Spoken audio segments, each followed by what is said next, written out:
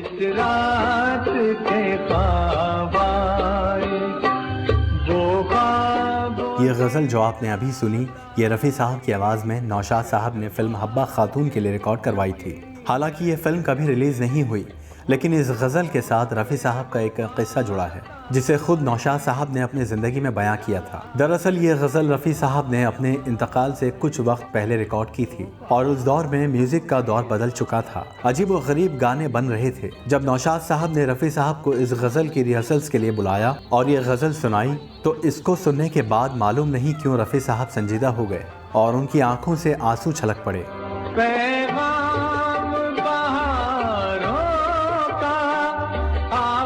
ये देख नौशाद साहब ने रफ़ी साहब से मालूम किया कि आपकी आंखें क्यों भर आईं। रफ़ी साहब बोले, नौशाद साहब, आजकल जो गाने मैं गा रहा हूँ ये मेरे गले तक उतरते हैं, लेकिन कोई भी गाना मेरे दिल तक नहीं उतर पा रहा। न जाने कैसे कैसे गाने बन रहे हैं और आपकी ये गज़ल मुझे बेहद पसंद आई। नौशाद साहब ने उन्हें समझाया और तसल्ली दिलाई और फिर रिहर्सल्स करवाना शुरू की। कुछ दिन बाद जब रफ़ी साहब ने इस गज़ल को रिकॉर्ड किया तो रिकॉर्डिंग ख़त्म होने के बाद रफ़ी साहब स्टूडियो में ही नौशाद साहब के गले लगकर रोने लगे।